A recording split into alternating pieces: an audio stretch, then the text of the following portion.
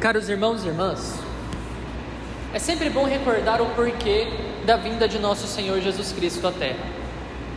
Falando em palavras bastante simples, sem querer aprofundar muito, porque não é o tema exatamente do Evangelho de hoje, Jesus veio à Terra para nos ensinar o caminho da felicidade, porque nós, por nós mesmos, não sabemos como ser felizes, como podemos ser felizes. Você pode até tentar encontrar argumentos para rebater esse meu posicionamento aqui, dizendo: mas eu sei o que é o melhor para ser feliz, eu sei qual é o caminho para ser feliz. E muito provavelmente o seu argumento vai girar em torno de uma vida confortável, segura, sem problemas, estável, materialmente tranquila. A verdade é que ninguém tem uma vida assim, absolutamente ninguém. Por mais que nós procuremos essa estabilidade, esta segurança, essa tranquilidade para as nossas vidas, o que nós encontramos muitas vezes, e especialmente quando nós achamos que está tudo resolvido, é caos, é problema, é dificuldade. E aí vem a pergunta interior: será que Deus se esqueceu de mim? Será que Deus me abandonou? Não. A questão é que, já que nós somos criados por Deus, Ele, como nosso Criador, nos desenvolveu de tal forma que nós pudéssemos ser felizes da forma específica que Ele pensou para nós. Ele veio nos ensinar qual é essa forma. Ele veio nos mostrar o que é que nós temos que fazer, o que é que nós temos que viver e ser, do que é que nós devemos nos transformar para encontrarmos a felicidade.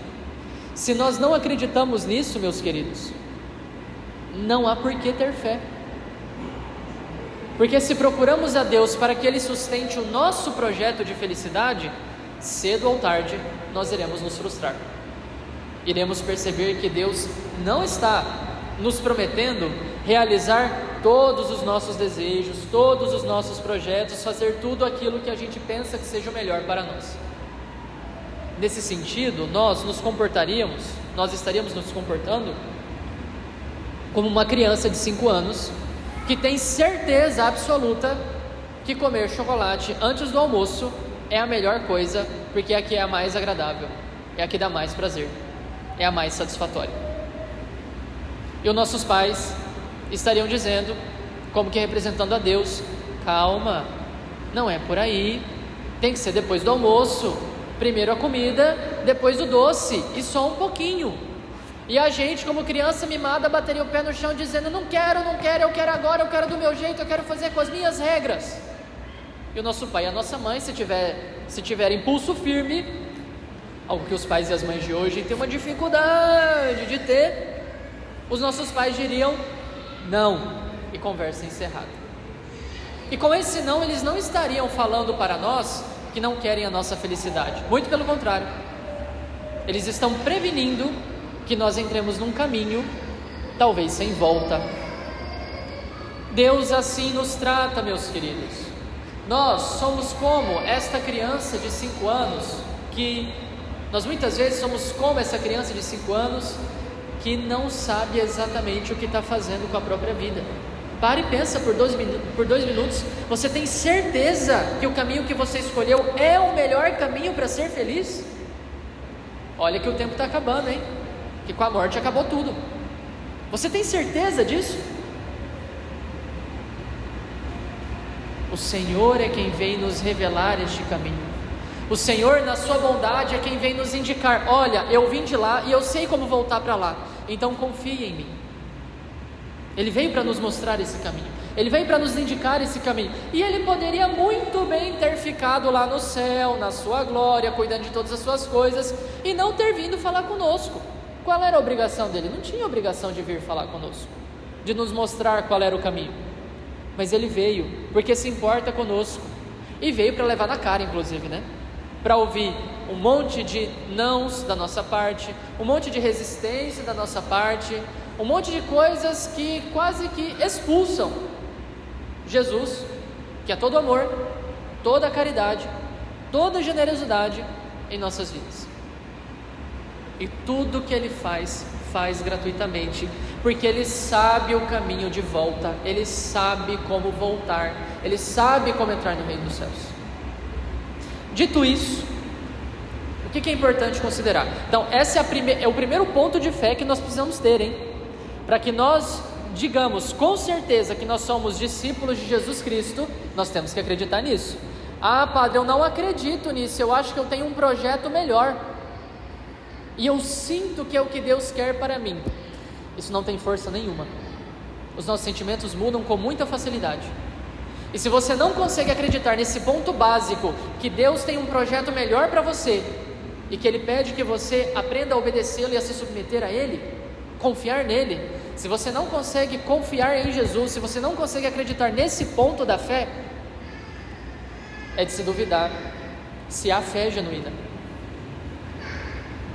Porque isso é a coisa mais fundamental. Nós não estamos aqui para alimentarmos de esperança os nossos projetos, como que fazendo Deus, como que forçando Deus para fazer aquilo que a gente quer. Não, nós estamos aqui para perguntar a Ele: Senhor, por onde? Senhor, o que fazer? Senhor, como chegar lá? Senhor, o Senhor vai me ajudar? Percebem que a mudança de atitude é completamente distinta, né? A primeira atitude é a de Adão e Eva, que arrogantes acharam que poderiam comer do fruto proibido. É a de quem acha que conhece e vai quebrar a cara cedo ou tarde, é só uma questão de tempo. A segunda atitude é a de quem é humilde, sabe que não conhece o caminho, sabe que não sabe o que fazer com a própria vida, sabe que está perdido, por mais que tenha resolvido a vida inteirinha, passou num bom concurso público, está morando numa casa de condomínio, viaja todos os anos, tem uma família bem tranquila e equilibrada, está tudo resolvido, mas não sabe mais o que fazer. A atitude correta então é a de procurar o Senhor e com fé pedir: Senhor, mostra-me o caminho. Porque senão a gente vai continuar se enganando, se iludindo e se boicotando mais e mais e mais e mais e mais e mais. E Ele vem mostrar. Isso daqui é uma parte da revelação do caminho. A história da igreja ao longo de seus 2000 anos é outra parte da revelação do caminho. Ao longo de 2000 anos e mesmo antes disso, lá com o povo de Israel, o que é que Deus está fazendo? Está implorando para o seu povo: confie em mim. Eu sei o que eu estou fazendo com vocês, confie em mim. E o povo não escuta, e o povo vira as costas, e o povo quebra a cara. E depois, Deus, ao invés de mandar uma grande punição, fala com o povo de novo: volta a confiar em mim, volta a esperar de mim, eu sei o que é o melhor para ser feito. E assim foi ao longo de toda a história do povo de Israel, ao longo de toda a história da igreja também. E onde é que entra a nossa pessoa, a nossa vida no meio disso tudo? Bom, se Deus tem um caminho, se existem balizas claras para orientar a nossa vida, se nós sabemos que Ele sabe o que está fazendo, e se nós cremos nisso, qual é a nossa atitude? A nossa atitude é a de ouvirmos o que Ele tem para dizer e colocar em prática aquilo que Ele tem para dizer. Ele não vai deixar de falar, mas nós podemos tampar o ouvido para deixar de escutar. Todas as vezes que nós tampamos o ouvido para deixar de escutar nosso Senhor Jesus Cristo, o que é que nós estamos fazendo? Quando uma criança não quer mais ouvir o coleguinha dele que está falando qualquer outra coisa que ele não quer ouvir, o que ele faz? Lá, lá, lá, lá, lá, lá, não estou te ouvindo, não quero te ouvir, lá, lá, lá, lá, lá, lá. O que essa criança está fazendo? Ela está excluindo aquele coleguinha dela da vida dela naquele momento. É um tipo de morte. E assim também nós podemos nos comportar diante de Deus. Deus está pedindo para nós: frequentem a missa todos os domingos, lá, lá, lá, lá, lá, lá, não quero saber, eu faço o que eu quiser do meu domingo. Aprendam a honrar pai e mãe, lá, lá, lá, lá, lá, eu tenho a minha vida, eu não preciso agora ficar dependendo de pai e de mãe. Vivam a castidade, lá, lá, lá, lá, lá, agora o tempo mudou, a gente faz o que quiser com o nosso corpo e por aí vai. Nós nos comportamos como crianças mimadas, que colocam o dedo no ouvido, não querem ouvir a Deus e, na prática, acabamos matando Deus na nossa vida.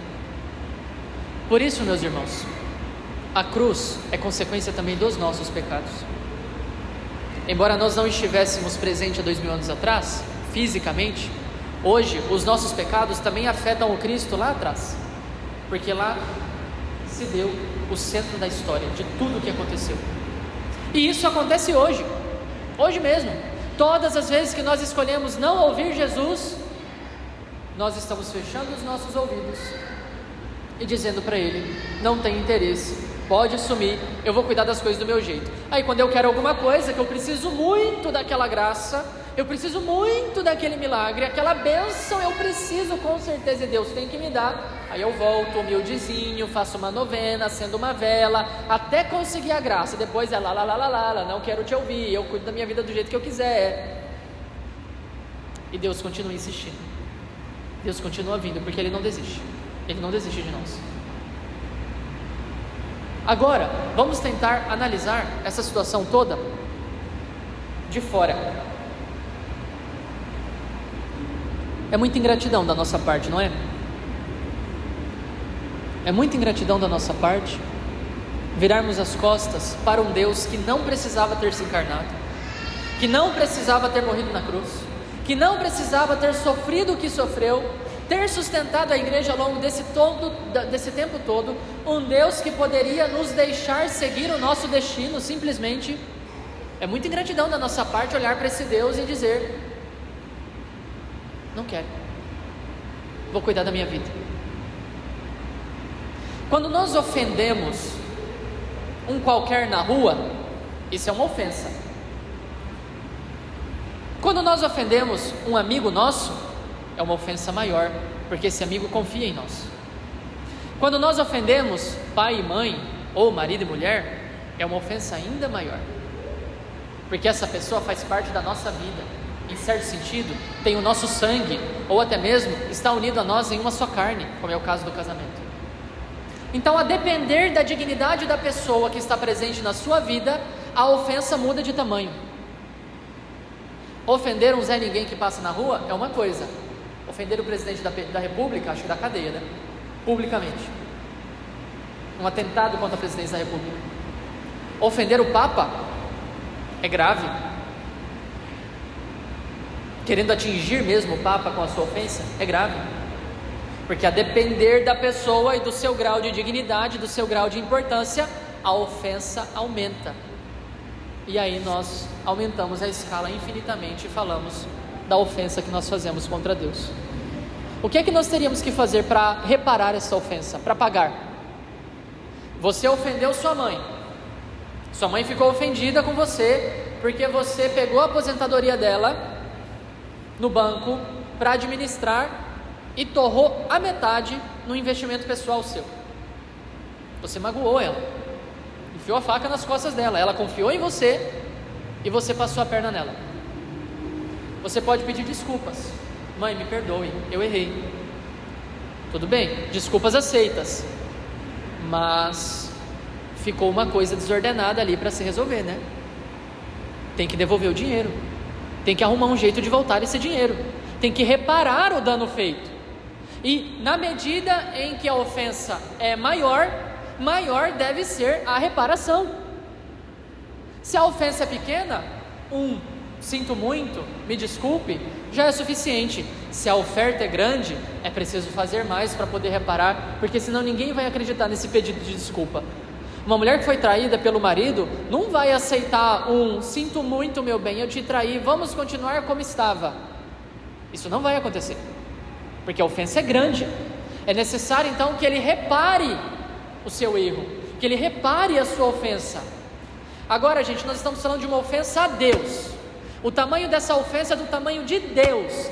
Quem dá conta de reparar um negócio desse? Quem dá conta de dizer para Deus, sinto muito, e achar que está tudo bem? Os protestantes fazem isso.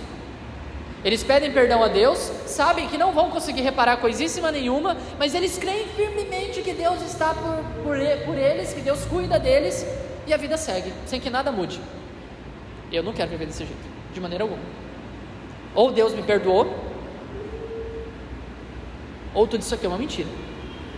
a nossa vida, a nossa liturgia, a nossa fé é uma mentira. Então percebam, a ofensa aqui é muito grande. Nós estamos dizendo para Deus, Criador do céu e da terra, que Ele não sabe o que fazer.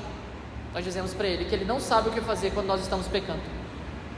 E Ele, pacientemente, volta-se para nós. Ele que poderia, como Zeus, né?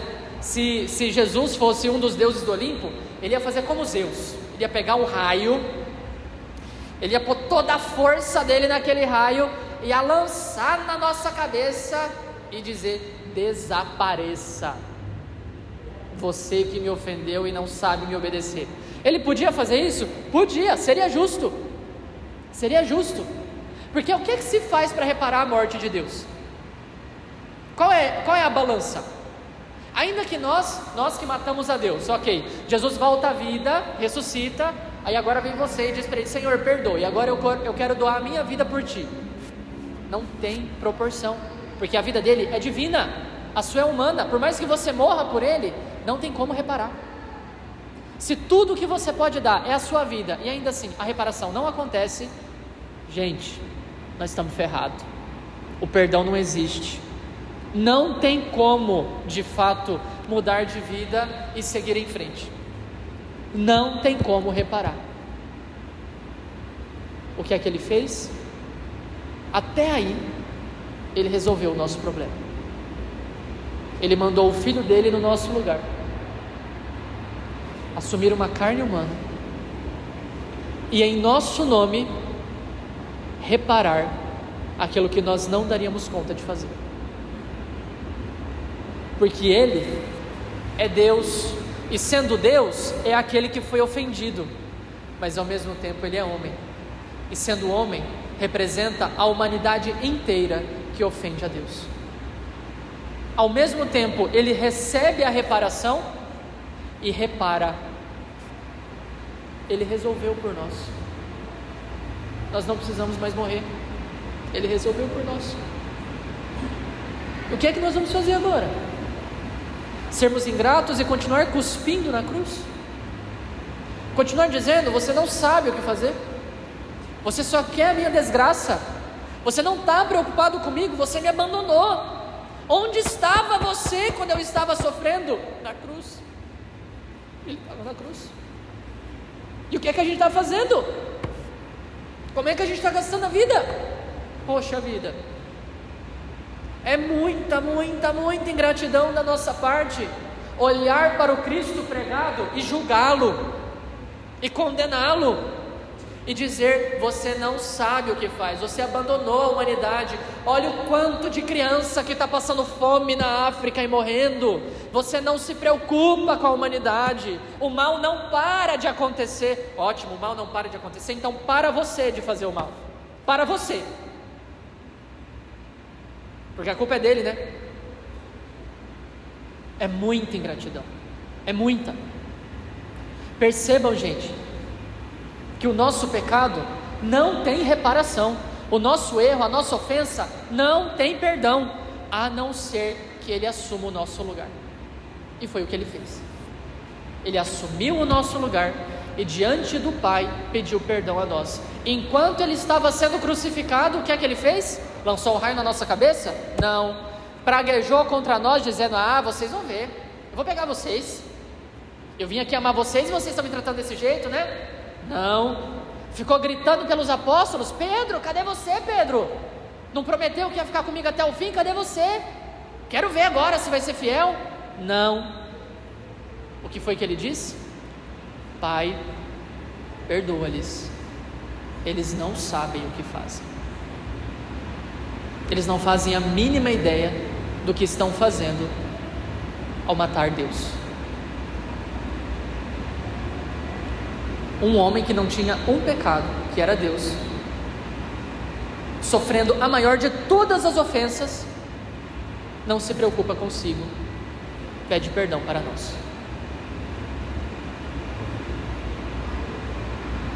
Essa é a primeira coisa que eu queria deixar bem claro nessa reflexão.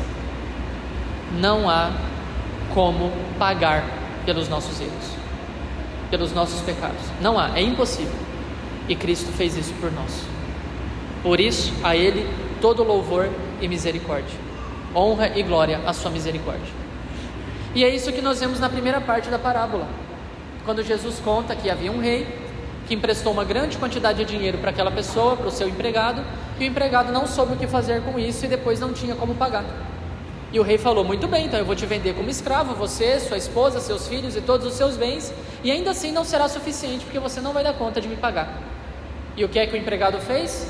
Se prostrou diante dele e disse: tende compaixão, perdão, eu não dou conta, perdoa a minha dívida. E o rei se moveu de compaixão e perdoou, esperando que aquele que foi perdoado também tivesse compaixão com o seu irmão. E o que é que acontece logo em seguida? Ele encontra alguém que estava devendo a ele uma quantidade irrisória, perto da fortuna que ele devia para o rei, e ele começa a pressionar para que esse cara o pague. Vejam que coisa interessante.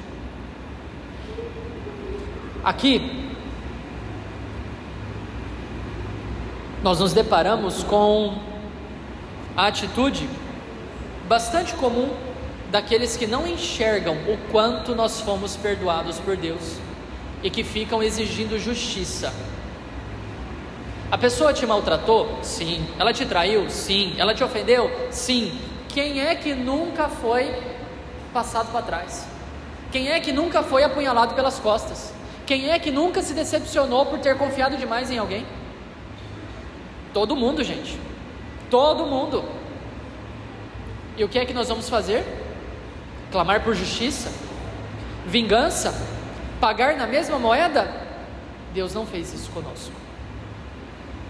Porque se Ele tivesse pagado na mesma moeda, o inferno seria pouco para nós, já que nós ofendemos a Deus, o Criador e o Redentor. Então Ele quer nos ensinar esse caminho, que nós aprendamos a enxergar a misericórdia nesta cruz. Não é à toa que a cruz é o símbolo principal da nossa fé. Podia ser o Cristo ressuscitado, mas não é. É o Cristo crucificado, porque aqui nós vemos a grandeza do amor. Que nós aprendamos a olhar para esta cruz e reconhecer o que é que está acontecendo na primeira parte dessa parábola. Deus está perdoando uma dívida que nós não daríamos conta de pagar, nem se doássemos a Ele 1000 das nossas vidas. Se tivéssemos 1000 para doar, não daríamos conta de pagar aquilo que nós fizemos por Ele. Matar Deus, isso não tem como reparar, a não ser que Ele mesmo repare em si próprio, que foi o que Ele fez. E o que é que Ele espera de nós? Que nós aprendamos a perdoar uns aos outros, justamente por causa disso. Ah, padre, mas o senhor não está entendendo o que é que fulano fez comigo? Me conta, o que é que fulano fez com você?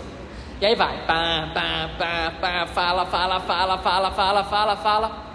No final do diálogo eu vou perguntar: muito bem, você é Deus? Ah, não, acho que não. Então muito bem, aquilo que nós fizemos com Deus foi muito pior. E se Deus te perdoou, Ele está pedindo para que você perdoe também. É esse o canal, é esse o caminho.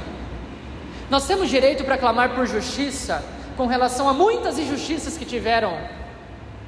foram feitas contra nós? Temos direito? Como diz o cuiabano, a ufa. Temos muito direito. Mas é assim que nós iremos lidar? A nós que reconhecemos o grande perdão que recebemos dele vindo da cruz, é assim que nós queremos lidar?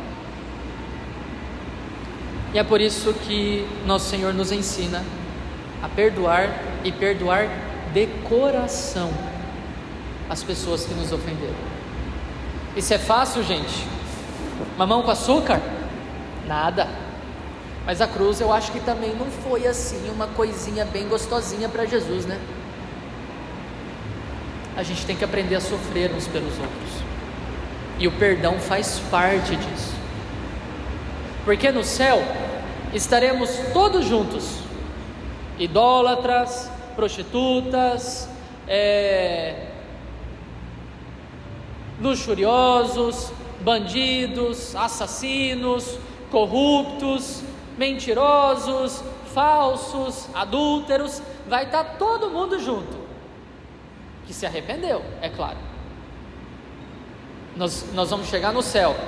Imagina só, a gente chegando no céu e a gente encontra aquela bendita fulana que fez aquela brabeza conosco há 30 anos atrás, e a gente até esqueceu o que foi, mas a ira sobe ainda quando lembra, aquela coisa até ferve assim dentro de nós. A fulana morreu primeiro, foi para o céu. Você chegou no céu e encontrou a fulana, o que você vai fazer? Não, Senhor, do lado dela eu não me sento. Não, tudo tem limite. Fulano agiu muito mal comigo lá na terra, aqui não. E Jesus vai falar: então muito bem, aqui não tem lugar para você. Ai, Deus o livre, né? Deus o livre, Deus nos livre.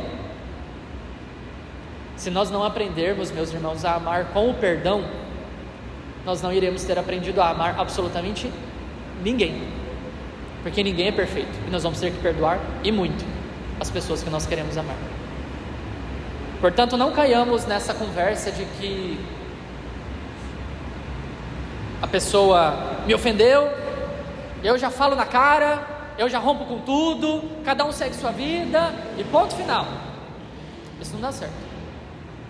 É claro que em determinadas situações graves, criminais inclusive, você tem que proteger a sua família, com toda certeza, mas tem que fazer o esforço também de não alimentar ódio no seu coração. Eu vou deixar um exemplo e aqui eu encerro essa reflexão. Maria Goretti, acho que todo mundo já ouviu falar dela, Santa Maria Goretti, uma moça italiana, muito pura e já muito santa, queria muito amar Jesus. Ela tinha um primo que não parava de investir sobre ela, queria porque queria ter relação com ela, e ela negava, até que um dia ele não aguentou, ele investiu em mais uma vez tentando mais uma vez abusar dela, e ela não deixou. O que é que ele fez? Fez algo que uma pessoa muito equilibrada faria, né? Esfaqueou ela até a morte. Ela não morreu ali na hora, foi para o hospital, e no hospital ela mandou dizer para o primo dela, Alessandro, que ela o perdoava de absolutamente tudo. Ele não queria saber de perdão coisíssima nenhuma, já estava preso, revoltado com a vida, não conseguiu o que quis, agora estava pagando pelo seu crime, né? Ela acabou morrendo no leito de hospital. Mas sabe o que é interessante? Durante o período em que ele passou no presídio, muitas coisas aconteceram, e por causa de todas essas coisas, ele começou a perceber que ele tinha feito de fato um grande mal. Ele se arrependeu, ele voltou atrás, ele pediu perdão. Eu não sei que padre confessou ele pela primeira vez, mas imaginem só, eu fico me imaginando no lugar desse padre que vem receber a confissão de um assassino que esfaqueou uma menina com várias facadas e não se arrependeu de ter feito isso. O arrependimento veio bem depois. Difícil, né? Muito difícil. Mas aquele padre acolheu, Alessandro Serenelli recebeu o perdão, e sabe o que aconteceu? No dia da beatificação de Maria Goretti, lá em Roma, na celebração, estavam em lugar de destaque a mãe de Maria Goretti e o seu assassino do lado, o primo dela redimido. E aí, mãe, você daria conta? Você daria conta de estar com o assassino do seu filho do seu lado, celebrando a glória dele no céu? É para lá que o Senhor quer nos levar. É para isso que o Senhor quer nos levar. Louvado seja nosso Senhor Jesus Cristo.